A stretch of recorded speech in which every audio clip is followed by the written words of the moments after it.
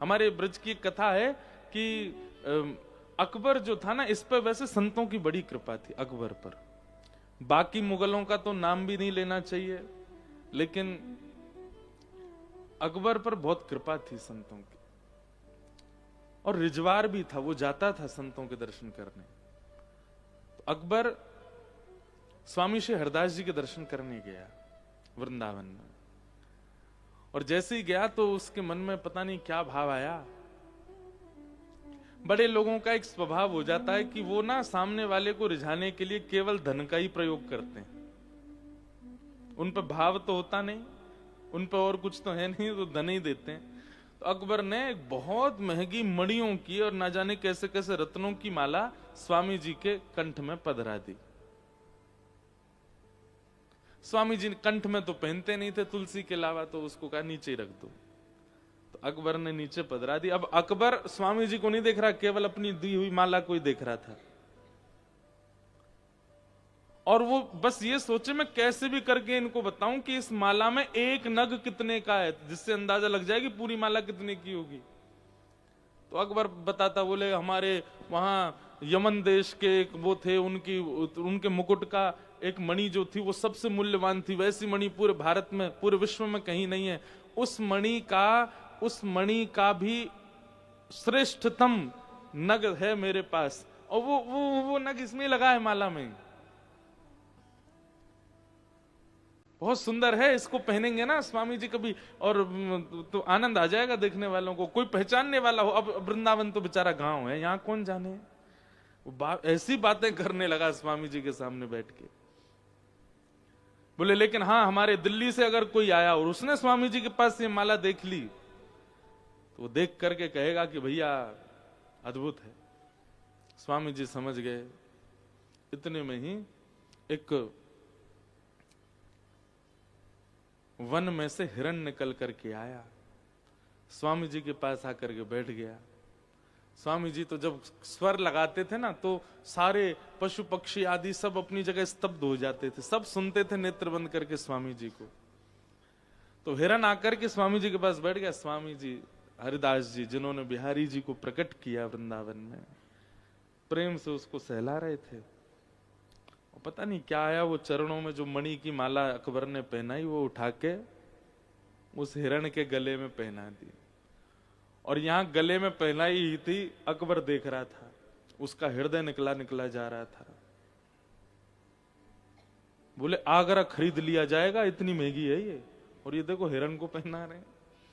इतने में ही जाने क्या हिरणों के झुंड की आवाज आई, और वो माला पहनाते ही हिरण उठ के दौड़ करके भागा और सीधा जंगल में प्रवेश कर गया। अकबर तानसेन को बोलने लगा, ये क्या हो गया, तुमको पता है कितनी महंगी माला थी, और वो उसको जानवर को पहना दी, पहन के भाग गया भीतर। अरे नहीं पहननी थी मुझे ही वापस कर देते, अपनी किसी बेगम को पहना देता। स्वामी जी थोड़ी देर सुनते, ए सुन इधर आ, क्या बात है, बहुत देर हो गई तुझे सुनना हूं मैं। अब तू कभी मणि की बात करता है, कभी एक बात करता है। माला चाहिए तुझे तेरी वापस। अब बेचारा ना भी बोल रहा, पर मन से कह रहा दे ही दो, जानवर को पहनाने से अच्छा। तो स्वामी जी ने एक राग गाया, और जैसे ही उस राग की ध्वनि प्रकट हुई, असंख्य हिरण निकल करके जंगल से आए, और सबके गले में एक सी माला, वही मणियों की माला। और अकबर से बोले, तुझे कसम है अपनी वाली लेके जाइयो, जो तैने पहनाई थी वही लेके जा, निकाल कौन से हिरण के गले में है। अकबर समझ गया, भैया ये कोई फकीर नहीं है, ये कोई ऐसी राह चलते कोई जादूगर नहीं है, कोई चमत्कारी महापुरुष नहीं है, ये साक्षात प्रिया प्रियतम को लाड़ लड़ाने वाली हमारी श्री ललिता जी के अवतार स्वामी श्री हरदास जी महाराज।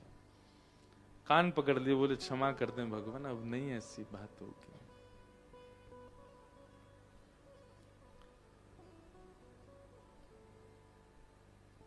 वस्तु या किसी भी प्रकार की कोई बहुमूल्य वस्तु, कृष्ण प्रेमी अगर होगा, उसके लिए वो अगर कृष्ण संबंधी नहीं है तो वो तुच्छ समान है। और क्षमा कीजिए, आपके चित्त में अगर ऐसी भावना अभी तक नहीं आई, और मुझे पता है नहीं ही आई होगी, तो अभी आप ठाकुर जी के प्रेमी हुए नहीं है। ठाकुर जी जीवन में आ जाएंगे तो संग्रह का मन नहीं करेगा। भक्तिमती मीराबाई का जब ब्याह हो गया, तो ब्याह के बाद जब अपने ससुराल गई, तो उनकी ननद ने, वो भाभी आती है तो गेट पर रोकते हैं ना, और फिर नेग मांगते हैं। तो मीराबाई की जो ननद थी वो द्वार पे खड़ी हो गई, और द्वार पे खड़े होकर बोली, भाभी नेग दो। मेड़ता की राजकुमारी हो आप, सामान्य नेग नहीं चाहिए मुझे ऐसा कोई बहुमूल्य वस्तु दो जो विश्व में किसी के पास ना हो, और जो विश्व में सबसे ज्यादा बहुमूल्य हो। मीराबाई तुरंत अपना एक झोला सा था उसको निकाली, और उसमें से तुलसी की माला निकाल कर बोली, लो पहनो, इससे ज्यादा बहुमूल्य कुछ नहीं। उनकी ननद बोली, तुम मेड़ता की राजकुमारी और मेवाड़ की राजकुमारी को ये लकड़ी की माला पहना रही हो, दूर फेंको इसको। मीराबाई बोली, प्राण निकल जाएंगे ना जिस दिन, उस दिन सारी सोने की वस्तु, सारी मणियां तुम्हारे शव के ऊपर से उतार ली जाएंगी, इसको कोई नहीं उतारेगा, ये तुम्हारे साथ ही रहेगी। सबसे बहुमूल्य यही है, क्योंकि धन तो जितनी ज्यादा संपत्ति, जितने मणि, उतने ज्यादा संसार में फंसने की क्रिया बनेगी।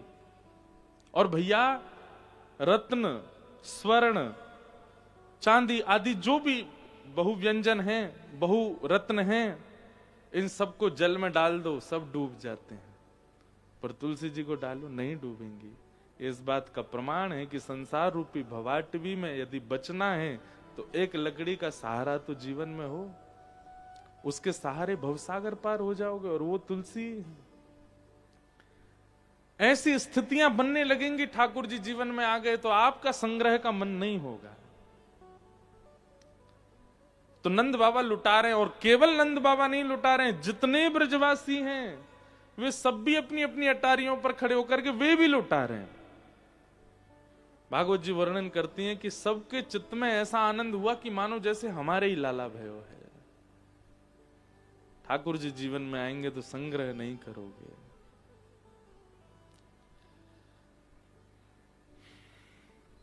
इस प्रकार पूरे ब्रजमंडल में आनंद मन रहा था, तभी वहां एक राक्षसी का आगमन हुआ जिसका नाम पूतना।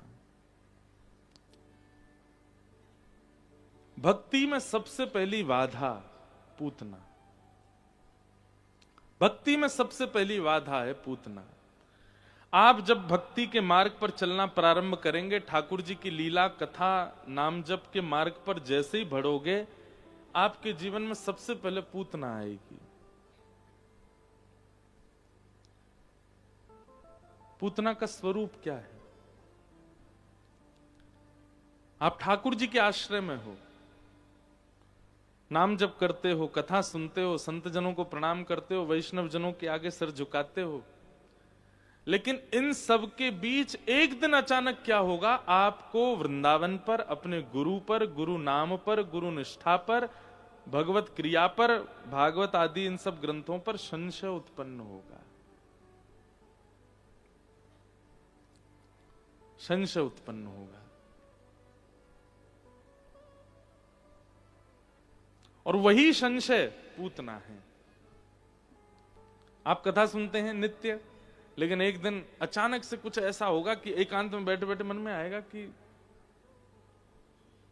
कहीं ऐसा तो नहीं है कि इसका कोई प्रारूप नहीं है, ये केवल ऐसे ही चली आ रही कथा की परंपरा, और ये सब महाराज जी लोग जो भी बोल देते हैं ऐसा करो वैसा करो, ऐसा तो नहीं कि इसका कोई लाभ नहीं, कहीं हम बहकावे में रखे जा रहे हैं।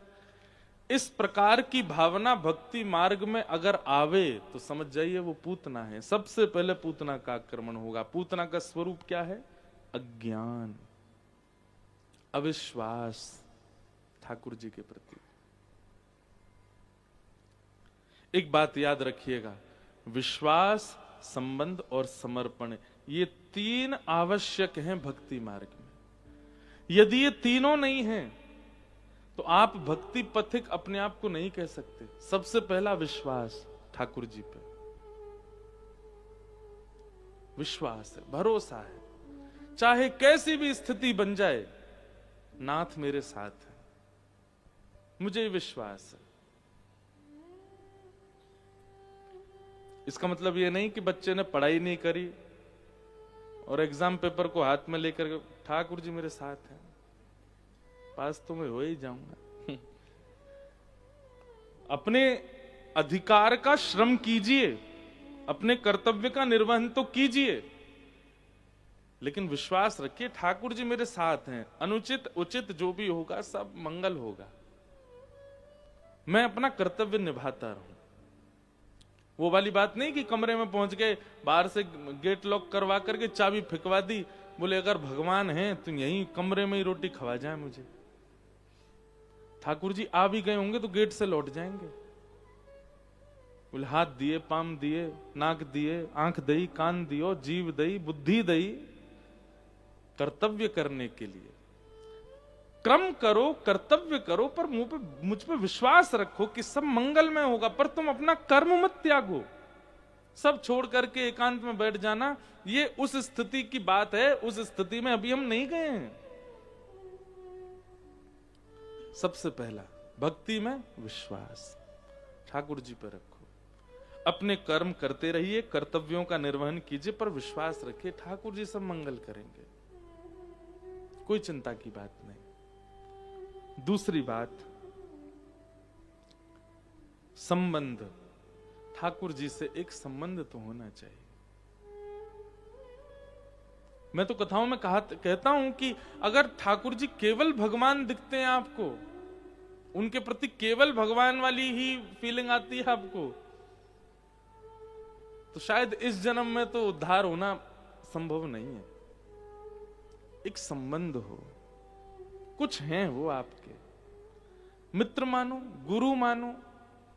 आप अपने अगर परिवार में शामिल नहीं करना चाहते तो मित्र मानो। ये तो दुर्भाग्य कि परिवार में शामिल नहीं करना चाहते, लेकिन फिर भी परिवार वाली फीलिंग नहीं आ रही ठाकुर जी से, तो गुरु मान लो, मित्र मान लो, सखा मान लो। संबंध। और तीसरी बात, समर्पण। समर्पण सीधे नहीं होगा, विश्वास होगा तभी संबंध संपन्न हो पाओगे, और संबंध जब संपन्न होगे तभी समर्पण हो पाएगा। इसलिए 3 धाराओं का विशेष ध्यान रखिए अगर आप वास्तव में भक्ति पथ के पथिक बनना चाहते हैं तो। विश्वास, और उस विश्वास को जो डगमगाता है, उस विश्वास को जो विचलित करता है, उसी का नाम है पूतना। ठाकुर जी के प्रति भरोसा जो आपका डगमगा रहा है।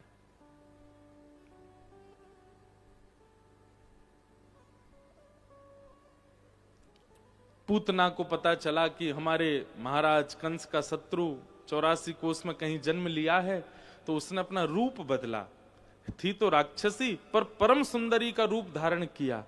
सुंदर वस्त्र पहने, आंखों में काजल वाजल लगा के बढ़िया बिल्कुल तैयार सुंदर बन करके, और पूतना 84 कोस में जितने बालकों ने पिछले 5 दिन में जन्म लिए हैं सबके घर जाती है, और बालकों को गोद में खिलाने की भावना से अपने वक्ष के समीप ले जाकर के धीमे से अपना पयोधर मुख में दे देती है। उसके पयोधर में कालकूट विष लगा हुआ है। बालक जैसे ही उस पयोधर का पान करते हैं, थोड़ी देर में उनकी मृत्यु हो जाती है, चुपचाप सुला करके वहां से चली जाती है। इस प्रकार पूरे ब्रजमंडल में बालकों का वध करती हुई पूतना पहुंची गोकुल। जैसे ही गोकुल पहुंची, सब वाक्य रूप पे मोहित होने लगे। जितने ग्वाला नाच रहे, सबन ने जैसी पूतना देखी, सबन के मन में महाराज लड्डू फूटन लगे। अपनी मैया ने जा जाके कहने लगे, मैया हमारो ब्याह करा दे। मैया बोली, कौन ते करेगा? जो वो आ रही का वही ते करा दे, देख कितनी सुंदर लग रही है। कोई उसके रूप पर मोहित हो गया। अब विवाहित लोग उससे विवाह करने की इच्छा प्रकट करने लगे। कोई उसके वस्त्र पर मोहित हो गया, कोई उसकी वाणी पर मोहित हो गया। सब उसके प्रति आकर्षित होने लगे, जो कि आकर्षण उचित नहीं था। उसका एक भी चीज वास्तविक नहीं थी, सब बनावटी है। रूप भी बनावटी, चाल भी बनावटी, बोली भी बनावटी, वस्त्र भी बनावटी, पर सब उस पर आकर्षित होने लगे।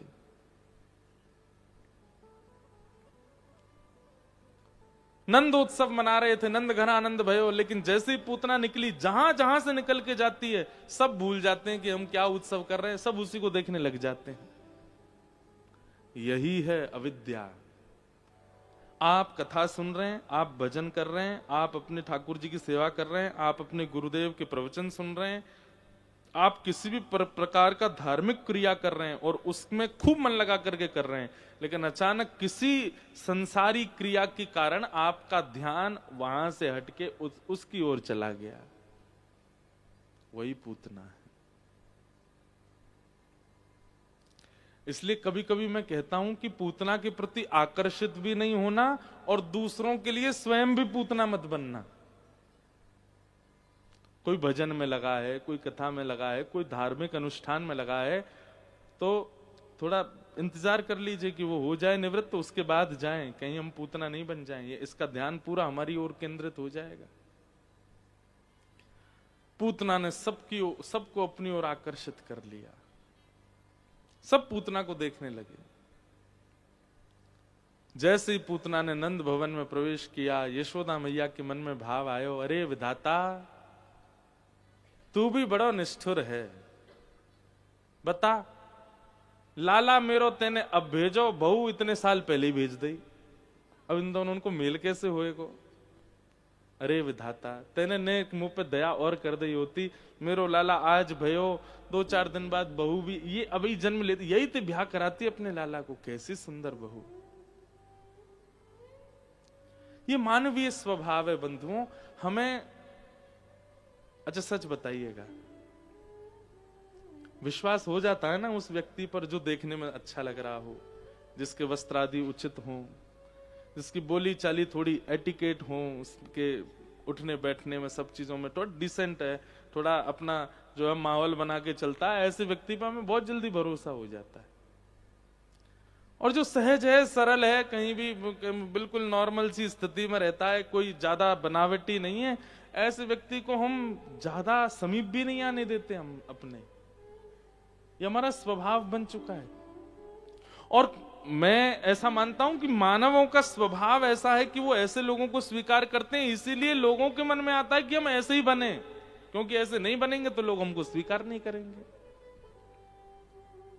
पर एक बात बताएं, अगर आपके चित्त में इच्छा होगी कि समाज मुझे स्वीकार करे तो आप बनावटी बनोगे, लेकिन इच्छा होगी कि श्री राधा रमण स्वीकार करें तो बनावटी का एक लक्षण भी आपके चित्त में नहीं हो, जैसे हो वैसे ही रहोगे। और रही बात, मैं हर बार पूतना के प्रसंग में कहता हूं, मेरा कभी भी श्रृंगार को लेकर के कोई आक्षेप नहीं है। आप खूब सजो धजो बढ़िया पहनो, हृदय वो उसमें बनावटी जब आ जाती है ना, लोग फिर अच्छे नहीं लगते। बंगला में कहते हैं अति भक्ति चोरे लक्षण। जो ज्यादा ही अजी अजी, अरे महाराज जी बैठो बेटा, आप तो यूं, आप तो यूं, आप तो यूं, समझ जाओ चोर है इसके भीतर। अति से ज्यादा बोल रहा है, इतना तो है ही नहीं, उसको भी पता होता है, खुद को भी उसको पता है कि मैं कितना हूं, और कोई उससे भी बड़ा चढ़ा करके बोल रहा है, समझ जाओ इसमें चोर है। पूतना बैठी है बगल में, उससे बचिए। तो ना तो पूतना के आकर्षण में जाइए और ना ही किसी और के लिए पूतना बनिए। बहुत सावधानी से सुनो। दूसरी बात, जब आप एक नियम बना लेंगे ना कि प्रतिदिन आप सत्संग सुनते हैं, प्रतिदिन एक कथा को आप समय देते हैं, आप किसी को भी सुनते हैं, आप मलुकपीठ महाराज जी को सुनो, आप प्रेमानंद महाराज जी को सुनो, आप कृपालु महाराज जी को सुनो, आप किसी भी एक सद व्यक्ति को अगर सुनते हैं नित्य, हम आपको एक बात स्पष्ट कह रहे हैं, ठाकुर जी जब मिलने होंगे मिल जाएंगे, पर आपको दृष्टि, श्रवण और बोली, इन 3 चीजों में परिवर्तन दिखेगा। सबसे पहले तो आपकी दृष्टि बदलेगी। दृष्टि में पहला बदलाव क्या आएगा कि जो पहले सब में ही अवगुण देखती थी, अब वो गुण देखती है। अब वो सब में एक अत्यंत अभागे व्यक्ति में भी गुण का दर्शन कर लेती। आपसे किसी व्यक्ति की 100 लोगों ने बुराई करी, अरे वो तो ऐसा है, वो तो ऐसा है, वो तो ऐसा है, लेकिन आप नित्य सत्संग करते हो, जब वो व्यक्ति आपके सामने आएगा तो आपके मन में पता क्या आएगा, अरे यार मुझसे इतनी बुराई करी पर इतना भी बुरा नहीं है तो इसमें ये गुण है। ये गुण देखने की स्थिति हो। कई लोग पता कैसे होते, कान के कच्चे, उनसे 4 लोग बुराई कर जाते हैं कि वो तो ऐसे ऐसे ऐसे हैं, तो वो जितना उन लोगों ने बताया उससे भी ज्यादा सोच लेते हैं। ये गैर सत्संगी का लक्षण है। सत्संगी कैसा होता है? एक वाल्मीकि रामायण का प्रसंग सुनाते हैं। प्रभु श्री राम जब लंका जा रहे थे तो विभीषण शरण में आ गया, और विभीषण जब शरण में आया तो भगवान ने एक मीटिंग बैठाई अंदर, और सारे वानरों को बुला करके बोले, आप लोग बताइए, जामवंत जी, हनुमान जी, सुग्रीव आदि, आप सब लोग बताइए क्या करना चाहिए। विभीषण आया है, शत्रु का भाई आया है शरण में। तो बाकी सब लोग तो शांत रहे, बोले नाथ हम आपको आज्ञा करेंगे कि आप क्या करो। तो भगवान ने कहा, सुग्रीव तुम वानर राज हो, तुम बताओ क्या करें। सुग्रीव बोले, अब आप मुझसे पूछ ही रहे हैं सबके आगे, मेरा भाव सुनना चाहते हैं, तो नाथ शत्रु का भाई है, पता नहीं किस मंतव्य से आया, आप इसको स्वीकार मत करो। और फिर विभीषण के अनेक अवगुण बता दिए। देखिए उसकी थोड़ी चाल ढाल भी रावण जैसी है, वो खाता पीता भी रावण के साथ ही होगा, वो इतने साल रहा रावण के साथ है, ऐसा तो हो ही नहीं सकता कि संग से उसमें दोष ना आया हो। और जब इतना ही बड़ा भगत है तो क्यों नहीं सीता जी को मुक्त करवा पाया? रावण को जाकर के इसने क्यों नहीं कहा कि तुम सीता जी को मुक्त कर दो? आदि आदि सब बातें प्रभु श्री राम से अंत में कह दिया। बोले मेरे मंतव्य से तो नाथ आपको इसको स्वीकार नहीं करना चाहिए, और ये उचित नहीं। सबकी बातें सुनकर के राम जी बाहर निकल के आए और तुरंत विभीषण को उठा के गले से लगा लिया, और गले से लगा के तिलक करके उसको अपने पक्ष में रख लिया, अब तुम हमारे संग ही रहो। सुग्रीव जी बोले, भगवान ये क्या किया आपने? आप पूरे नेगेटिव सब सुन के आए भीतर से, और बाहर आकर के आपने स्वीकार कर लिया। सुग्रीव ने एक बात और कह दी, बोले कि नाथ जब आपको करनी अपने मन की है तो फिर मैं चला जाता हूं यहां से। या तो आप मुझसे पूछते नहीं, और मुझसे पूछा था तो मेरी बात का मान तो रखते। राम जी बोले, तुम हमको सिखाओगे? अरे हमने पूछा तो जामवंत जी से भी था, हनुमान जी से भी था, सबसे पूछ रहे थे, सबका परखना चाह रहे थे चित्त में कैसी भावनाएं हैं। रही बात रावण को मारने की, तुमको लगता है तुम्हारी सेना के बिना हम नहीं मार पाएंगे? लक्ष्मण जितनी देर में अपनी पलक झपकाता है ना, इतनी देर में अगर हमारी इच्छा हो जाए तो रावण जैसे जन्म ही नहीं लेंगे। रावण का जन्म भी मेरी इच्छा से होता है। विभीषण सुग्रीव भूलो मत, कौन है हम? परमात्मा है। ठाकुर जी का ये लक्षण है कि वे अत्यंत अवगुण सुनने के बाद भी स्वीकार कर लेते हैं। तो ऐसा ही गुण भक्त में भी होना चाहिए। अगर आपकी दृष्टि में गुण दर्शन नहीं होता किसी के भी प्रति, आप दूर हैं भक्ति भाव से। तो सत्संग क्या करेगा? सबसे पहले आपकी दृष्टि को परिवर्तित करेगा। अच्छा, एक तो ये हो गया कि आपको गुण दिखने लग जाएगा, सब में आपको अच्छाइयां दिखने लगेंगी। दूसरी चीज क्या होगी? किसका संग करना चाहिए और किसका संग नहीं करना चाहिए, यह वैसे तो यहां सब मन वाले ही बैठे हैं, फिर भी बेमनसी करके देख लीजिए। 1 महीना पूर्ण होते ही आप अगले दिन देखेंगे आपकी दृष्टि में परिवर्तन होगा, लोगों को देखने का नजरिया बदल जाएगा आपका। दूसरी बात, श्रवण। दूसरा परिवर्तन होगा कानों में। अभी स्थिति कैसी है? किसी के घर की बात चल रही है, 4 लोग कर रहे हैं, और यहां पे हम गोलगप्पा खा रहे हैं, और गोलगप्पा खाते खाते भी हो जा रहे। ये है संसारी स्थिति। पर वैष्णव की स्थिति कैसी होती है? उसी की ही चर्चा हो रही है, उसी के बारे में ही कह रहे हैं चार बात। अरे ये तो ऐसा है ऐसा, वो सुन करके और दूर चला जाएगा, मुझे सुनाई ही नहीं दे, वो सुनना ही नहीं है, मुझे इस विषय में पढ़ना नहीं। कोई आके उससे कहेगा ए भाई सुन तेरे बारे में ना वो लोग ऐसे, भाई सुन तेरे हाथ जोड़ू, मुझे मत बता, मुझे सुनना ही नहीं है। ये तो मैंने खुद में अब अनुभव किया, इसलिए मैं बता रहा हूं। हम कथा कह के जाते हैं, ऐसा नहीं है कि सबको अच्छी लगती है, कईयों को बहुत बुरी भी लगती है। ये ऐसा क्यों बोल जाते हैं? तो लोग बाग फिर फोन करते हैं, घर के लोग हों या मित्र लोग हों, बोले भाई आज तुम कथा में ऐसे ऐसे कह रहे थे, कोई व्यक्ति, मैं सुन भाई मैं व्यस्त हूं, बाद में बात करता हूं, काट दूं, मुझे सुनना ही नहीं है। सत्संगी व्यक्ति का ये नियम हो जाता है, ना तो वो अपने अपवाद की बातें, ना किसी और की अपवाद की, किसी की अच्छाई चल रही है किसी की बुराई चल रही है, उसको इन सब चीजों से पता नहीं क्यों घृणा होती है, वो दूर रहेगा। बोला भाई मेरे सामने बैठो, मेरे पास बैठो, या तो कोई अच्छी चर्चा कर लो या कोई भगवत चर्चा कर लो, इसके अलावा किसी की निंदा किसी की स्तुति मुझे सुनने में कोई रुचि नहीं। ऐसी होगी तो कानों में परिवर्तन होगा, और तीसरा परिवर्तन होगा वाणी में। लिख लीजिएगा, सत्संगी बहुत कम बोलेगा, बहुजल्पिक नहीं होगा, और ना ज्यादा बोलने की उसकी इच्छा होगी। मुझे मत घूरिएगा कि आप तो बोले ही रहे हो इतनी देर से, ये बोलना नहीं है। पर व्यवहार में जो आप सब चर्चा करते हैं, उस चर्चा में आप शांत ही रहोगे। ऐसा नहीं है कि आपका माइंड वहां नहीं है, आप होगे वहां, सबके बीच बैठो, घर के लोग कुछ बात कर रहे हैं, किसी के ब्याह की चर्चा, घर की कोई व्यवस्था की चर्चा, आप बैठोगे सब सुनोगे, अच्छा है, ठीक है, हाँ हाँ भाई तू, मैं क्या बोलूं, आप उसको पता है, वो एक बार कुछ कह भी देगा कि हाँ ठीक है ऐसा ऐसा आप करो। अगर कोई नहीं मानेगा तो जिद नहीं करेगा।